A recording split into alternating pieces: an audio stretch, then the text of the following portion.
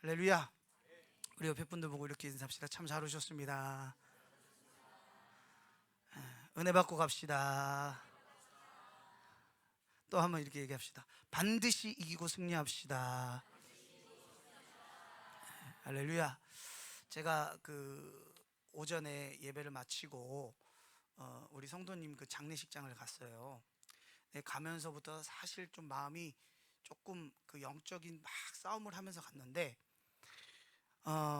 가자마자 이제는 괜찮았는데 갑자기 찬송을 시작하려고 그러니까 옆에서 목탁을 두들기는 거예요. 듣기 싫다 이거죠. 그만해라 이거죠. 그래서 제가 순간 마음이 확 상하는 거죠. 근데 갑자기 성령님이 밀리지 마 그러시는 거예요. 한마디 하셨어요. 밀리지 마. 그래서 세게 불렀습니다. 이겼습니다. 할렐루야. 그랬더니 어떤 집사님께서, 저를 되게 잘 아는 집사님인데 그 집사님이 저한테 그러시더라고요. 이모 현아 집사님인데 그 집사님이 저한테 그러더라고요. 아유, 목사님께서 뭐 육신으로 보나 영적으로 보나 누구한테 밀릴 분은 아니죠. 막 별로 기분은 안 좋더라고요. 할렐루야. 지금 우리 벌어지고 있는 이 상황은 영적 싸움입니다. 아멘. 밀리지 않아야 됩니다. 반드시 성령님 의지하면 이길 줄 믿습니다. 우리 말씀 보겠습니다. 오늘 우리에게 주신 하나님 말씀 다니엘서 4장 28절로 37절까지 말씀입니다. 다니엘서 4장 28절부터 37절까지 우리 한 목소리로 또박또박 합독하겠습니다. 준비 시작. 이 모든 일이 다 느부갓네살 왕에게 임하였느니라. 12달이 지난 후에 내가 바벨론 왕궁 지붕에서 거닐세 나 왕이 말하여 이르되 이 큰 바벨론은 내가 능력과 권세로 건설하여 나의 도성으로 삼고 이것으로 내 위엄의 영광을 나타낸 것이 아니나 하였더니 입에 있을 때에 하늘에서 소리가 내려 이르되 느부갓네살 왕아 내게 말하노니 나라의 왕위가 내게서 떠났느니라. 내가 사람에게서 쫓겨나서 들짐승과 함께 살면서 소처럼 풀을 먹을 것이요 이와 같이 7대를 지내서 지극히 높으신 이가 사람의 나라를 다스리시며 자기의 뜻대로 그것을 누구에게든지 주시는 줄을 알기까지 이르리라 하더라. 바로 그때에 이 일이 나 느부갓네살에게 응함으로 내가 사람에게 쫓겨나서 소처럼 풀을 먹으며 몸이 하늘 이슬에 젖고 머리털이 독수리 털과 같이 자랐고 손톱은 새 발톱같이 되었더라. 그 기한이 참에 나 느부갓네살이 하늘을 우러러 보았더니 내 총명이 다시 내게로 돌아온지라. 이에 내가 지극히 높으신 이에게 감사하며 영생하시는 이를 찬양하고 경배하였나니 그 권세는 영원한 권세요 그 나라는 대대에 이르리로다. 땅의 모든 사람들을 없는 것 같이 여기시며 하늘의 군대에게든지 땅의 사람에게든지 그는 자기의 뜻대로 행하시나니 그의 손을 금하든지 혹시 이르기를 내가 무엇을 하느냐 하고 할 자가 아무도 없도다. 그때 내 총명이 내게로 돌아왔고 또 내 나라의 영광에 대하여도 내 위엄과 강명이 내게로 돌아왔고 또 나의 모사들과 간원들이 내게 찾아오니 내가 내 나라에서 다시 세움을 받았고 또 지극한 위세가 내게 더하였느니라. 그러므로 지금 나 느부갓네살은 하늘의 왕을 찬양하며 진송하며 경배하노니 그의 일이 다 진실하고 그의 행하심이 의로우심으로 교만하게 행하는 자를 그가 능히 낮추심이라. 아멘. 오늘 말씀의 제목은 교만한 자를 낮추시는 하나님이라는 제목으로 은혜를 나누기 원합니다.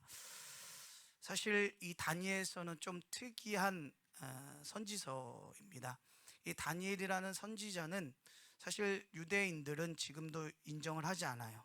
뭐 예레미야 선지자나 또 엘리야 선지자, 엘리사 선지자는 그들이 생각할 때 위대한 선지자였고 위대한 사람이라고 인정을 하는데, 다니엘은 하나님께 정말 불꽃과 같이 쓰임을 받았지만 지금 현재 자신의 유대 민족에게는 인정받지 못하는 선지자였어요.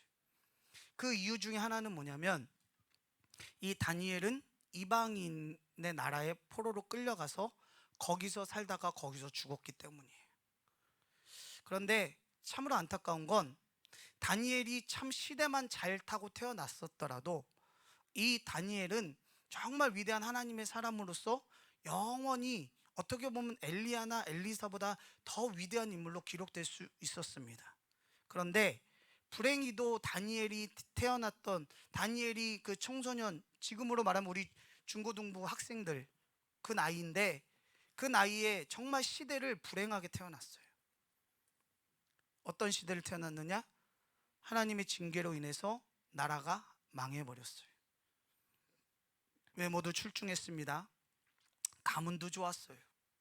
그리고 우리 부모님들이라면 다 원하는 자녀들을 기도 중에서 다니엘과 같은 지혜로운, 왜냐면 외모는 안 되니까는요. 외모는 이미 이제 그러니까 다니엘과 같은 지혜를 달라고 이렇게 기도를 하시는 분들이죠. 그러니까 그를 한마디로 표현하면 얼굴도 잘생겼고, 그죠? 학문에 익숙하고. 우리 학생들 학문에 익숙합니까? 어색합니까? 미안합니다. 예. 책을 보면 늘 어색하고, 그죠? 책을 덮었다가 한 며칠 있다 다시 책을 펴보면 누군가 줄을 쳐놨죠, 그죠? 누가 쳐놨지? 이런. 근데 학문에 익숙하고 굉장히 뛰어난 사람이었음에도 불구하고 그는 바벨론 이방 나라의 포로로 끌려갑니다. 그리고 원치 않는 학문을 배우기를 시작해요. 원치 않는 일을 당하기를 시작합니다. 여러분, 우리가 나라와 민족을 위해서 왜 기도해야 되느냐? 그것은 나라가 빼앗기면, 나라가 망해버리면 우리가 지금 추구하고 있는 모든 것이 다 무너진다는 거예요. 아멘. 그래서 나라와 우리는 따로 떨어진 공동체가 아니라 운명 공동체라는 거예요. 다니엘은 첫 번째로 자신의 이름을 잃고요. 또 그는 여러 학설에 의하면 다니엘과 세 친구는 그 바벨론에서 굉장히 높은 고위 관직에 있었습니다. 그런데 안타깝게도 그들은 남성을 잃어야 했습니다. 자신들이 원해서가 아니고요. 자, 이것을 우리가 알 수 있는 가장 큰 중심 대목이 1장에서 나오죠. 자, 다니엘과 세 친구를 맡은 사람이 누구죠? 환관장이었죠, 그죠? 환관장에게 부탁을 했죠.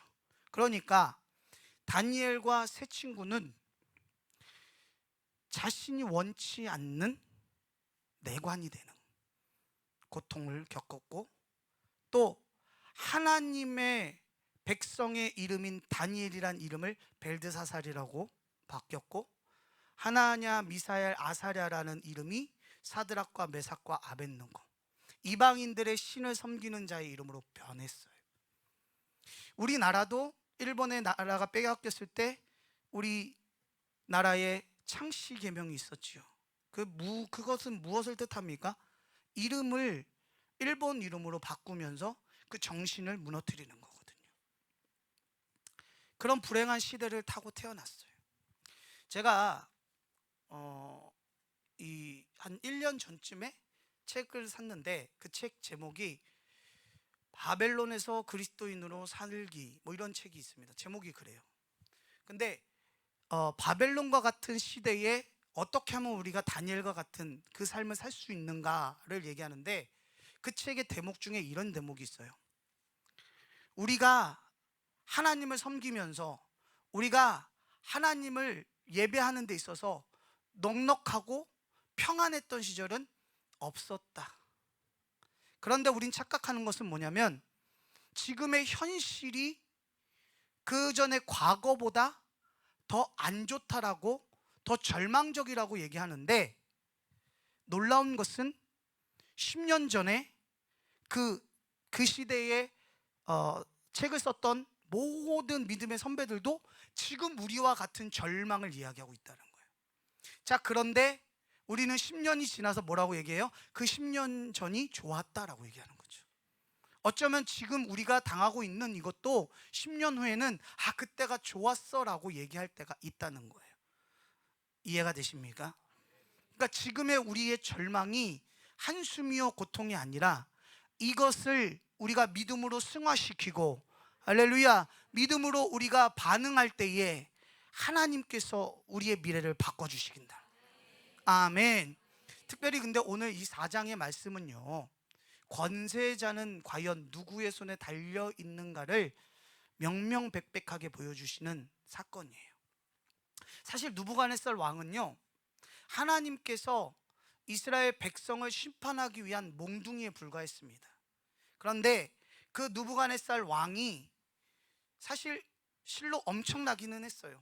왜냐하면 그가 남유다부터 시작해서 애굽, 지금으로 하면 이집트, 또 두로, 지금으로 하면 이란, 이라크 지역까지 모든 나라를 정복하고 모든 나라를 무력으로 굴복시켰습니다. 그래서 그는 이제 더 이상 그 주변국에 이 바벨론을 대적할 나라가 없었어요. 그런데 그 느부갓네살이 오늘 이 다니엘을 보면서, 이 느부갓네살은 첫 번째로 그 2장에 나오는 내용에 보면은 우리가 잘 알고 있듯이 꿈을 꿉니다. 근데 꿈의 내용이 기억이 안 나죠. 그러니까 느부갓네살이 어떻게 얘기를 합니까? 그 나라에 있는 박수와 술객들을 다 불러서 꿈을 해석해라. 그러니까 박수와 술객이 당연히 뭘 물어봅니까? 꿈을 물어보겠죠. 그죠? 왕이시여, 어떤 꿈을 꿨습니까? 몰라. 아이, 농담하지 마시고요. 야, 내가 지금 방금 전에 포도주하고 떡을 먹었거든? 최고급 고기를 먹었거든? 내가 농담하려고 너하고 그걸 먹었겠니? 농담 아니거든? 꿈을 맞추라고. 그랬더니 맞추는 사람이 있을까 없을까요? 없습니다. 없지요. 아니, 남의 꿈을 어떻게 맞춥니까? 그런데 다니엘이 그 꿈을 맞추는 것뿐만 아니라 해석을 하죠. 그 꿈은 뭐였습니까? 큰 신상 하나를 봤는데 머리는 금, 가슴은 은, 그죠? 그 다음에 허리는 놋, 그리고 다리, 넓적 다리는 철, 뭐 발가락은 반은 철, 반은 흙, 뭐 이렇게 돼서, 근데 그 신상이 서 있는데 공중에서 돌 하나가 뜨더니 그 신상을 와서 부서뜨리더라. 뭐 이런 거 다 아시죠? 여기 다 이렇게 처음 교회 오시는 분들처럼 이렇게 표정을, 우리 다 들었잖아요, 그죠? 예. 근데 그걸 얘기했을 때 느부갓네살이 뭐라고 얘기합니까? 다니엘의 하나님을 칭송합니다. 그 꿈을 해석해낸 그 다니엘을 보고 하나님을 거기서 칭송합니다. 아니, 그러면 인간적으로 그러고 나서 하나님을 인정했잖아요. 모든 신 중에 뛰어난 이름은 하나님이시다. 그러면 변덕이 없어야 되잖아요. 근데 3장에서 뭘 만듭니까? 우리는 이 한 장 한 장 보면, 한 장 한 장 보니까 잘 내용을 연결을 못 하는데, 왜 느부갓네살 왕이 금 신상을 만들었을까요? 이유는 딱 한 가지입니다. 아니, 내 나라가 부서진다고? 내가 지금 이렇게 강대한 바벨론이란 이 나라가 부서진다고? 말도 안 돼. 웃기지 마. 웃기지 마. 아는 분만 웃네요. 네. 웃기지 마. 그러면서 어떻게 해요? 금으로 신상을 만들었다는 거예요. 이해가 되십니까? 그리고 이 금신상이 신이다. 이 금신상 앞에 절해라. 그래서 거기서 누가 시험을 당합니까? 우리가 잘 알고 있는 사드락과 메삭과 아벳느고. 그렇죠? 여러분, 이 풀무불이라는 것을 우리가 볼 때 풀무불이 뭔 불인지 잘 모르시겠죠? 풀무불이 어느 정도로 뜨겁길래 7배나 뜨겁게 했더니 그 던지다, 제가 성경 중에 성경을 읽다가 가장 불쌍한 사람들 누구라 그랬죠? 사드락 메삭 아벳느고를 던지다 죽은 사람. 얘네는 이름도 없어요. 불쌍합니다. 어느 날 갑자기 느부갓네살 왕이 야, 쟤네 던져라. 근데 던지다 죽었어요. 왜 그랬을까? 그래서 제가 얼마 전에 그 어떤 그 책을 보다가 그 예전에 그 바벨론 시대 때에 그 풀무불이 있었던 장소를 이 고증을 통해서 이렇게 재현해낸 곳을 봤더니 거기가 지금의 이라크 지역인 거예요. 이라크 지역인데 거기 유전이 흐르는 건 아시죠? 그죠? 석유가 흐르잖아요. 그러니까 풀무불이라는 건 뭐냐면 석유의 유전이 흐르는 곳에다 불을 붙여놓은 거예요. 이해가 되십니까? 그러니까 이때 당시에 뭐 자동차에 연료를 넣고 이건 없었겠지만 이미 석유에다가 불을 붙여서 그것을 불꽃으로 사용을 했다라는 기록이 있다는 거예요. 그러니 그 유전 석유가 흐르는 곳에 불을 붙여놓고 거기다 다시 휘발유를 부었으니 그 불길이 어땠겠습니까? 7배나 뜨겁게 하라 그랬잖아요. 그럼 7배를 뜨겁게 하기 위해서 기름을 더 부었겠죠. 당연히 타 죽죠. 그런데 중요한 것은 그곳에서 하나님이 사드락 메삭 아벳느고를 살리셨다는 거예요. 아멘. 그 하나님이 저와 여러분의 하나님이세요. 그러면 이 느부갓네살이 그러고 나서 또 그래요. 아, 사드락과 메삭과 아벳느고의 하나님을 찬양하라. 참 희한한 사람이에요. 그죠? 그러고 나서 이제 사장이 이제 기록이 되고 사장이 시작을 합니다. 왜 안 넘어가냐 너? 사장이 시작을 합니다. 근데 사실은 사장은 1절부터 다 봐야 되는데 1절부터 보면은 재미가 없을 것 같아서 제가 이 느부갓네살이 당한 일부터 보고 하나님께서 어떻게 역사하셨는가를 이렇게 살펴보면 재밌을 것 같다 그런 생각을 했어요. 그래서 이제 사장에 어떤 일이 일어나느냐, 이 느부갓네살은 이제 모든 주변에 있는 나라를 다 정복했어요. 정복 전쟁이 다 끝났습니다. 그리고 이 느부갓네살 왕은 그냥 그 광개토대왕처럼 막 땅만 차지하려고 막 전투를 잘하고 싸움 잘하는 그런 왕이었지만 그런 왕뿐만 아니라 우리나라로 말하면 세종대왕 같이 약간 예술에도 건축에도 뭐 문화 뭐 이런 것에도 굉장히 일가견이 있는 그런 왕이었어요. 굉장히 뛰어난 왕이었죠. 근데 그 왕이 자기가 제위하는 그 동안에 했던 일이 뭐냐면 바벨론이라는 도시를 어마어마한 나라로 만들기 시작했어요. 그게 장장 거의 20년이 흘렀어요. 그러니까 이 3장에서 4장이 넘어오는 그 한 장 넘어오는 시간이 얼마를 지났냐? 20년이 지난 겁니다. 그러면 이제 다니엘은 이때 당시에 거의 뭐 50세 뭐 이렇게 추정을 하는데 20년이 지난 거예요. 20년이 지나서 이제 그 모든 것이 다 이루어진 그때, 제가 그래서 그 바벨론이라는 나라가 지금은 흔적도 없이 사라졌습니다. 결과로 봤을 때는. 근데 그 바벨론이라는 나라가 얼마나 대단했는지, 그 사막 지역에서는 어떻게 보면 피라미드보다 더 위대한 건축물이었어요. 한번 제가 그래서 그 영상을 한번 찾아봤거든요. 한번 보시겠습니까? 소리는 안 나옵니다. 한 번만 틀어봐 주세요. 이게 이제 3D 그래픽으로 재현해낸 건데 한번 보세요.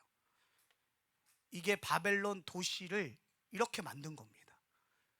이렇게 좀 어두운데 저기 이제 해가 밝아오면서, 저 가운데로는 유브라테스 강을 끌어들여서 도시 한가운데 강이 흘러요. 배가 다니고요. 어마무시하지요. 그리고 저 성벽 하나하나에 다 안팎으로 금으로 싸고요. 저 성벽 하나하나의 두께가 20m입니다. 그리고 그 안에 온갖 첨단 무기가 다 들어가 있어요. 난공불락의 요새입니다. 그리고 이 도시 위에는 또 수중궁전도 있고요. 어마어마합니다. 지금도 이런 건물을 지으려면 어마어마한 힘이 들겠죠. 근데 그때 주전 560년, 570년 그때 이 건물을 지은 거예요. 참 대단하죠.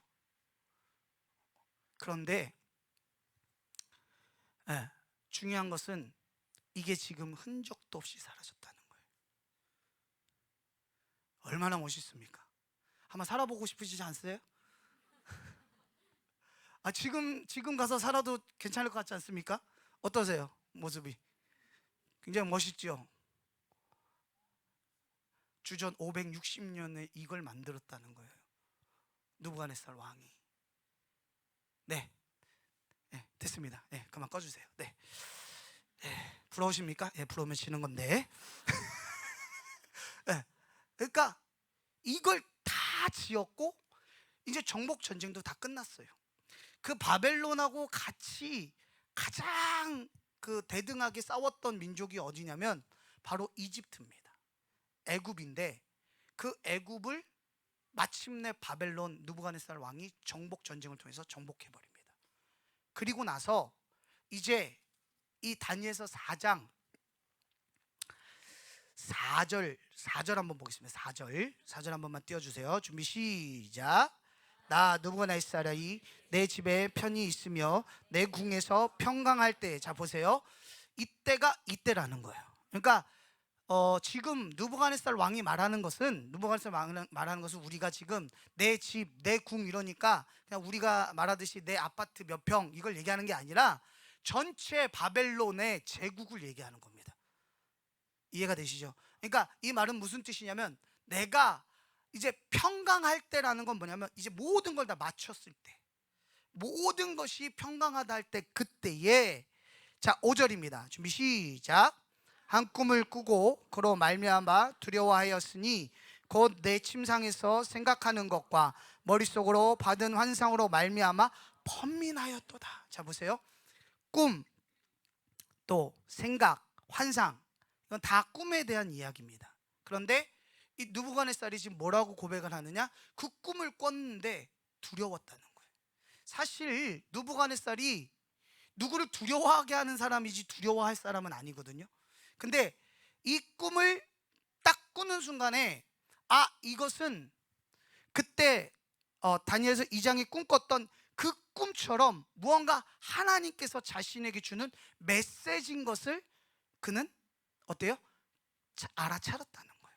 그러니까 느부갓네살 왕이 아예 영적으로 문외한은 아니었던 겁니다. 영적인 어떤 감각은 있었던 거예요. 자, 그런데 그 꿈을, 자 6절입니다. 이러므로 내가 명령을 내려 바벨론의 모든 지혜자들을 내 앞으로 불러다가 그 꿈을 해석을 내게 알게 하라 하였더라. 자 보세요. 근데 보세요. 바벨론의 모든 지혜자들, 다니엘이라고 얘기 안 했죠. 모든 지혜자들을 불러다가 이 꿈을 해석하라고 했다는 거예요. 왜 그랬을까요? 분명히 왕은 이 꿈을 누구한테 먼저 얘기하면 바로 풀 수 있습니까? 다니엘에게 말하면 풀 수 있어요. 근데 왜 다니엘에게 얘기하지 않았을까요? 이것은 뭐냐면 다니엘은, 이 느부갓네살 왕 입장에서는 다니엘은 신하이지만 신하가 아닌 거예요. 무서운 애인 거예요. 두려운 아이인 거예요. 얘가 꿈을 해석하고 일도 잘하고 정말 모든 것에 뛰어나서 좋기는 한데 두려운 존재인 거예요. 그러니까 예를 들어 이런 거죠. 오너 입장에서 뭐 기획실장이나 기획부장이 일을 시켰을 때 내가 못하는 일을 그 사람이 척 해내면 처음엔 좋죠. 처음엔 좋은데 점점 이 사람이 내가 못 해내는 일을 계속 이 밑에 있는 사람이 계속 해내면 결국 이 느부갓네살 왕 입장에서는 어떻게 해요? 다니엘이 나중엔 더 높아지는 상황이 돼버리는 거죠. 근데 느부갓네살은 이 다니엘을 또 건들 수가 없어. 왜요? 그 안에 누가 계심을 알기 때문에, 하나님이 계심을 알기 때문에. 할렐루야. 여러분, 저와 여러분이 직장에서 또 학교에서 여러분이 있는 그 자리에서 높아지고 낮아짐은 여러분의 능력이 물론 그것도 있겠지만은 하나님이 함께 하시는 자 그 어떤 누구도 무시하지 못하는 줄 믿습니다. 아멘. 그래서 이 나라, 이 정부가 아무리 교회를 탄압하고 아무리 교회를 무너뜨리려고 할지라도 우리 교회들 안에 하나님의 영이 있으시고 성령이 있다면 그 어느 누구도 교회를 무너뜨릴 수 없습니다. 아멘. 그러니까 이 상황에서는 꿈을 꿨으니까 다니엘에게 얘기하면 끝날 건데 이 느부갓네살 왕도 뭐 이제 꿈도 아니까 다른 애들한테 좀 풀어보게 해서 이 격차를 좀 맞춰야겠다, 견제를 좀 해야겠다, 이런 상황으로 박수와 술객들을 불렀죠. 지혜자를 불렀어요. 여러분 참 근데 이게 인생을 살다 보면 공부 못하는 애들 운도 없어요. 그죠? 모르겠는 거예요. 꿈을 들어도 모르겠는 거야. 근데 상식적으로 생각해 보면 얘네들이 자기들이 좀 이제 커지기 위해서는 거짓말로 풀 수 있잖아요. 왕이시여, 그 꿈은 이런 겁니다. 근데 왜 그러지 못했을까요? 얘네는 알거든요. 이 다음이 다니엘 순서라는 걸. 근데 자기들이 막 엉망진창으로 막 풀어놨는데 다니엘 와갖고 왕이시여 그거 아닙니다. 그러면 어떻게 되겠어요? 느부갓네살 왕은 굉장히 다혈질적인 사람이잖아요. 그럼 자기들 끝나거든요. 그러니까 솔직하게 얘기할 수밖에 없어요. 여러분, 그래서 거짓말을 하고 거짓을 고하는 사람들은 비겁할 수밖에 없어요. 그러나 오직 누구만 당당할 수 있느냐? 진실을 말하고 하나님의 영이 있는 진리를 선포하는 자는 어디 누구 앞에서든 당당할 수 있는 거예요. 아멘. 그러니까 이 느부갓네살 왕이 답답한 거예요. 또 다니엘을 불러야 하나? 그래서 불렀습니다. 불러서 얘기를 하는데, 자 보세요. 7절부터 보겠습니다. 준비 시작. 그때 박수와 술객과 갈대와 술사와 점쟁이가 들어왔으므로 내가 그 꿈을 그들에게 말하였으나 그들이 그 해석을 내게 알려주지 못하였느니라. 참 모르겠는 거죠. 8절입니다. 그 후에 다니엘이 내 앞에 들어왔으니 그는 내 신의 이름을 따라 벨드사살이라 이름한 자요 그의 안에는 거룩한 신들의 영이 있는 자라. 내가 그에게 꿈을 말하여 이르되. 자, 이걸 왜 이 느부갓네살 왕이 다니엘을 이렇게 칭했을까요? 벨드사살은 벨의 아들이라는 뜻이에요. 그러니까 이 말은 무슨 뜻이냐면 다니엘의 하나님이 아니라 마치 자신이 섬기는 그 신의 힘을 받아서 다니엘이 이 꿈을 해석하는 자다라고 폄하시키고 그 자기 밑에 사람이다라는 것을 인정시키려고, 굴복시키려고 하는 이 느부갓네살의 속셈이 거기 들어있는 거죠. 그러니까 한편으로 두려우면서도 한편으로는 다니엘에게 의지할 수밖에 없는 참 슬픈 느부갓네살 왕. 그러면서 이제 그 꿈의 이야기를 이야기하는데, 이제 그 꿈이 어떤 꿈이냐, 우리 9절부터 쭉 한번 보겠습니다. 준비 시작. 박수장 벨드사살아, 네 안에 거룩한 신들의 영이 있은즉 어떤 은밀한 것이라도 내게는 어려울 것이 없는 줄을 내가 아노니 내 꿈에 본 환상을 해석을 내게 말하라. 아니, 알면서 왜 먼저 안 불렀어요? 근데 여러분, 이게 제가 이 말씀을 보면서 참 우리도 이렇지 않나 싶은 생각이 또 들더라고요. 하나님께 먼저 기도하고 일을 진행해야 되는데, 아멘.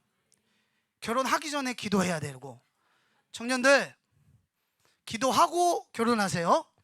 결혼하고 다 일이 복잡하게 된 다음에 하나님 앞에 어찌하여 이러면 하나님도 복잡해요. 자, 직장을 가기 전에 기도해야 되죠, 그죠? 또 사업을 시작하기 전에 기도해야 되죠. 아멘. 이렇게 느부갓네살 왕처럼 자기가 해볼 대로 다 해보다가 안 되면 다니엘을 찾는 것이 아니라 오직 범사에 우리는 그를 인정해야 될 줄 믿습니다. 범사에 그를 인정하면 그 하나님이 우리를 도와주시는 거야. 그 하나님이 우리 인도하시는 줄 믿습니다. 자, 어찌됐든 그 꿈이, 자 이제 10절입니다. 준비 시작. 내가 침상에서 나의 머릿속으로 받은 환상이 이러하니라. 내가 본즉 땅의 중앙에 한 나무가 있는 것을 보았는데 높이가 높더니 그 나무가 자라서 견고하여지고 그 높이는 하늘에 닿았으니 그 모든 모양이 땅끝에서도 보이겠고 그 잎사귀는 아름답고 그 열매는 많아서 만민이 먹을 것이 될 만하고 들짐승이 그 그늘에 있으며 공중에 나는 새는 그 가지에 깃들이고 육체를 가진 모든 것이 거기에서 먹을 것을 얻었더라. 자, 이 큰 나무는 뭘까요? 맞습니다. 느부갓네살과 바벨론을 상징하는 거예요. 바벨론은 처음부터 강대한 나라가 아니었고요, 처음엔 조그만한 나라였는데 그 느부갓네살 왕이 정복 전쟁을 통해서 대제국을 이룬 겁니다. 그래서 그때 당시에 바벨론은 마치 지금의 어떤 것과 같았냐면 미국과 같았어요. 그러니까 미국이라는 나라가 사실은 여러 민족이 모여서 여러 민족의 그 엘리트들, 여러 민족의 그 뛰어난 사람들이 아메리칸 드림을 가지고 그 미국으로 몰려들면서 그 미국이란 나라가 형성이 되었잖아요. 그렇죠? 지금의 미국이 된 것처럼 바벨론도 이때 그랬다는 거예요. 그 바벨론이 강성하고 제국을 이루니까 그 주변에 있는 모든 나라들이 뭐 다니엘처럼 원치 않게 포로로 끌려온 사람들도 있겠지만은 모든 똑똑하고 잘나고 그런 사람들이 다 어디로 모였다? 바벨론으로 모여들었다는 거예요. 그리고 그 바벨론의 그 문명과 그 바벨론의 그 정치와 그 모든 혜택을 보고 있었다라는 것을 이야기해 주는 겁니다. 자, 그런데 13절입니다. 내가 침상에서 머릿속으로 받은 환상 가운데 또 본즉 한 순찰자, 한 거룩한 자가 하늘에서 내려왔는데, 여기서 한 순찰자는 누구를 말씀하실까요? 예수 그리스도를 상징하십니다. 아멘. 그리고 그 한 순찰자가 내려와서 14절입니다. 그가 소리질러 이처럼 이르기를, 그 나무를 베고 그 가지를 자르고 그 잎사귀를 떨고 그 열매를 해치고 짐승들을 그 아래에서 떠나게 하고 새들은 그 가지에서 쫓아내라. 15절입니다. 그러나 그 뿌리의 그루터기를 땅에 남겨두고 새와 노줄로 동이고 그것을 들풀 가운데 두어라. 그것이 하늘 이슬에 젖고 땅의 풀 가운데에서 짐승과 더불어 제 몫을 얻으리라. 한 순찰자가 내려와서 그 나무를 베버리라는 거예요. 그리고 그 나무를 베고 그 밑둥을 살려두고 거기를 노줄과 쇠사슬로 묶어라는 거예요. 그리고 그가 들풀과 하늘 이슬에 젖을 거라는 거예요. 이 꿈을 꿨습니다. 자, 그런데 이 꿈의 해석을 우리는 봤지요. 우리 오늘 본문에 본 이 꿈이, 그래서 다니엘이 이 꿈을 듣자마자 그 느부갓네살 왕에게 놀라면서 뭐라고 얘기하냐면, 이것이 왕이 아닌 왕의 대적에게 일어나길 원합니다. 왕이시여, 이것은 왕이 미쳐서, 왕이 정신을 잃어서, 왕이 가지고 있는 모든 권자에서 떨어져서 이 들풀, 들짐승과 같은 그런 생활을 할 것을 하나님께서 얘기하시는 겁니다. 왕이시여, 지금이라도 하나님 앞에 겸손하십시오. 왕이시여, 지금이라도 하나님을 인정하십시오. 이렇게 이야기를 했습니다. 자, 그러면 들어야죠. 들었나요? 결과적으로는 안 들었다는 거예요. 결과적으로는 그 얘기를 듣지 않았다는 거예요. 그러면서 자꾸 자신을 높이려고 했다는 거예요. 그러다가 결국에는, 자, 28절에 이 모든 일이, 그 두렵고 떨리는 그 모든 일이 느부갓네살 왕에게 임하였다는 거예요.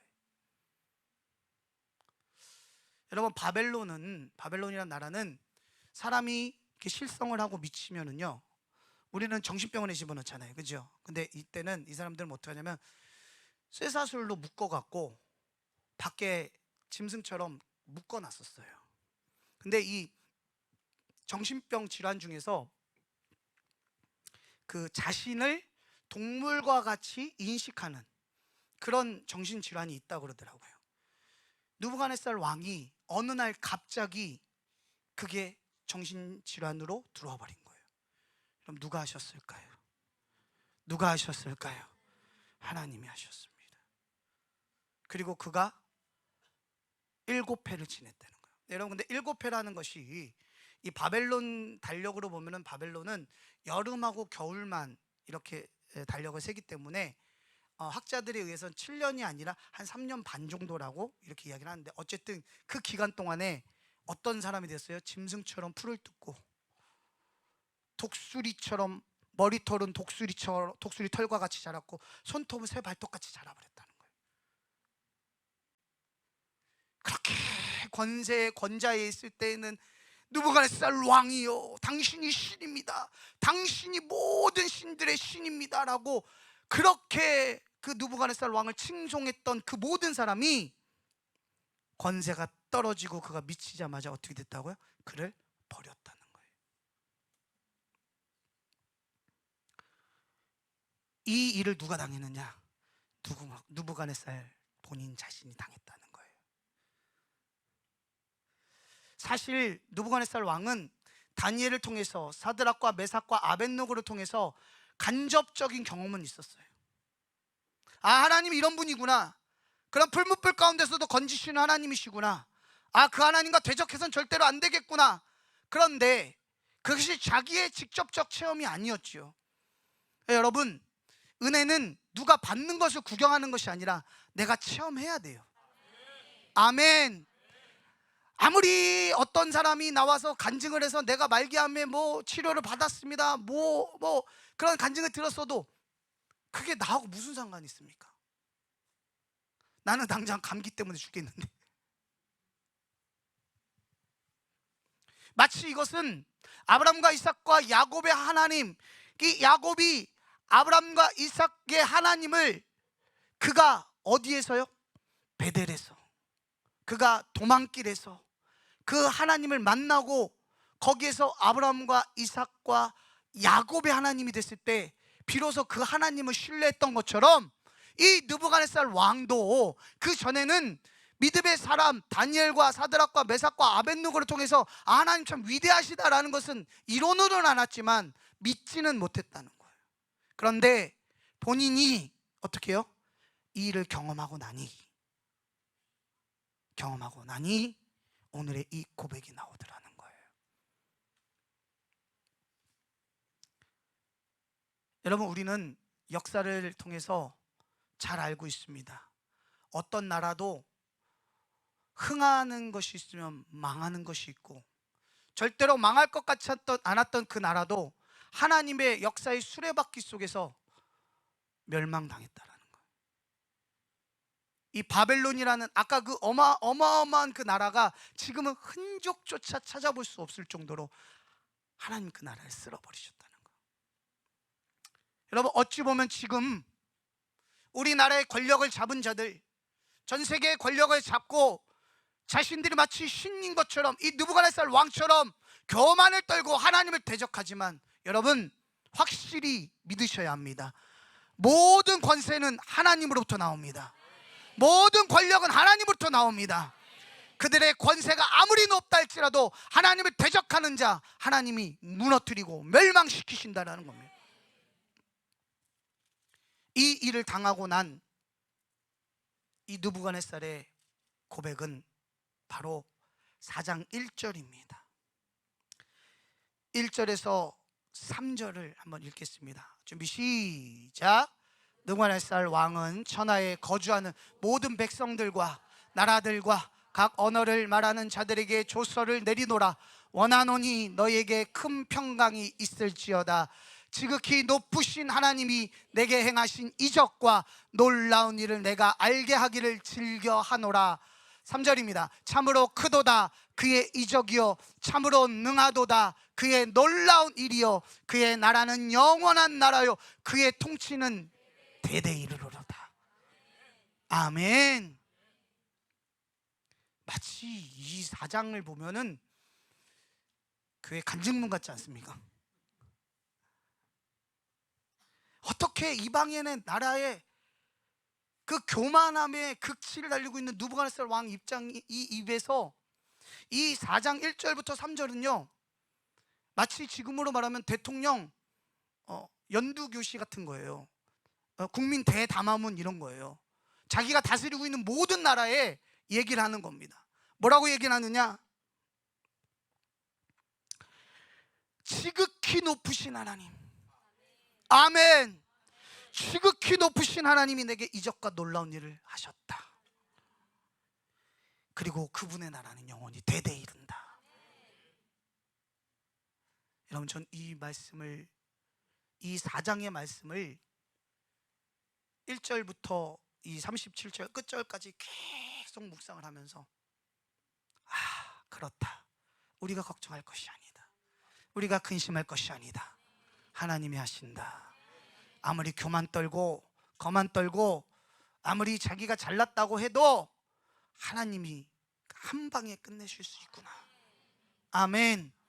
우리는 그 능력에 하나님을 믿지 못하니까, 신뢰하지 못하니까 그 권력자의 그 칼날이 두려워 떠는 거지만, 다니엘과 또 미사랴와 아사엘과 하나냐 같은 이 믿음의 사람들은 이 하나님을 보았구나. 어떻게 그 바벨론이란 나라에서 그리스도인으로 믿음을 지키고 하나님의 백성으로서의 자부심을, 정체성을 잃지 않고 살 수 있었는가? 이 지극히 높으신 하나님을 알았구나. 아는 것뿐만 아니라 그들은 그 안에 하나님을 모셨구나. 그리고 그 하나님을 신뢰했구나. 여러분, 이 세상에 희망이 어디 있습니까? 이 세상에 소망이 어디 있습니까?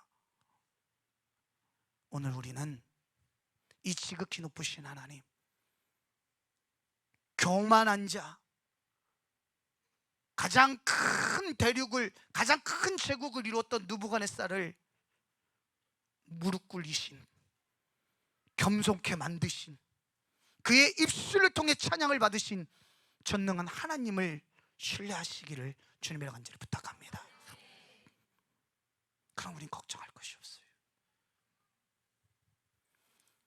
그래서 괴로울 때 누구의 얼굴을 봐야 될까요? 옆 사람 얼굴을 봐야 될까요? 더 괴롭습니다. 주님의 얼굴을 봐야 될 줄 믿습니다. 할렐루야. 우리 찬양 두 곡 하고, 제가 이 말씀을 준비하면서 참 요즘 이 찬양을 많은 교회들이 하더라고요. 그 마음을 알 것 같아요.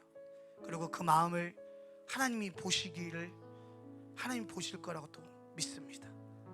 그래서 우리가 이 두 곡의 찬양을 그냥 입술로 하지 마시고요, 마음의 고백으로, 믿음으로 하실 때 그때 놀라운 역사가 일어날 줄 믿습니다. 자, 괴로울 때 주님의 얼굴 보라, 평화의 주님 바라보아라. 세상에서 시달린 친구들아, 위로의 주님 바라보아라. 힘이 없고 내 마음 연약할 때 능력의 주님 바라보아라. 주의 이름 부르는 모든 자는 힘주시고 늘 지켜주시리. 마음을 다하여 고백합니다. 눈을 들어 주를 보라, 내 모든 염려 주께 맡겨라. 슬플 때에 주님의 얼굴 보라, 사랑의 주님 안식 주리라. 다시 한번 고백합니다. 눈을 들어 주를 보라, 내 모든 염려 주께 맡겨라. 슬플 때에 주님의 얼굴 보라, 사랑의 주님 안식 주리라.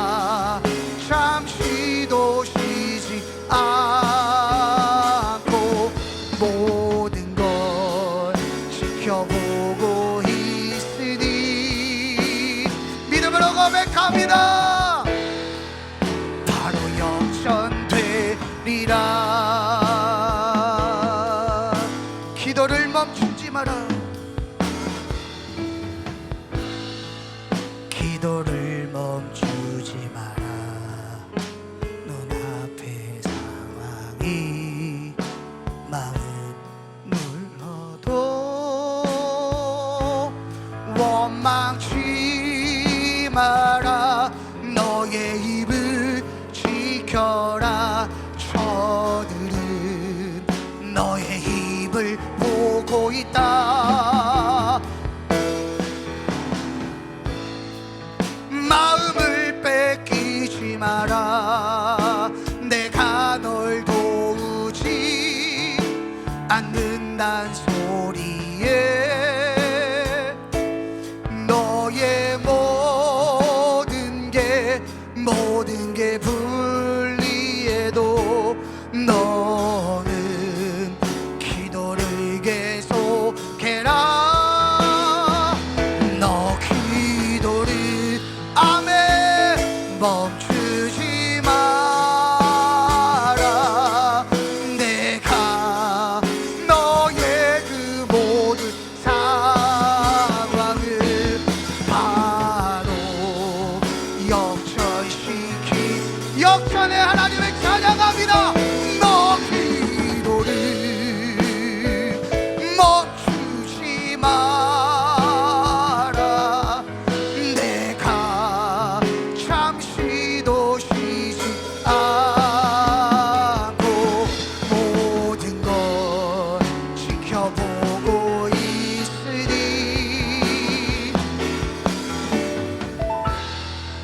바로 역전되리라.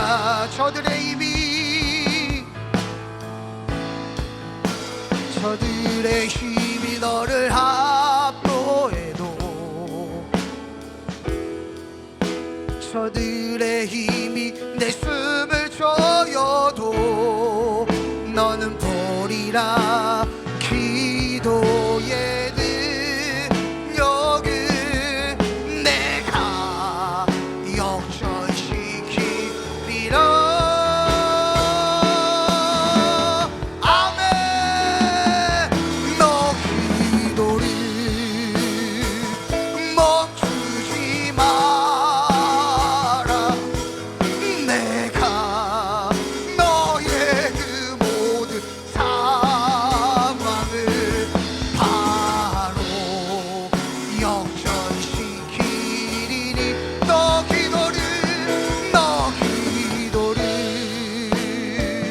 멈추지 마라. 내가 잠시도 쉬지 않고 모든 걸 지켜보고 있으니 바로 역전되리라.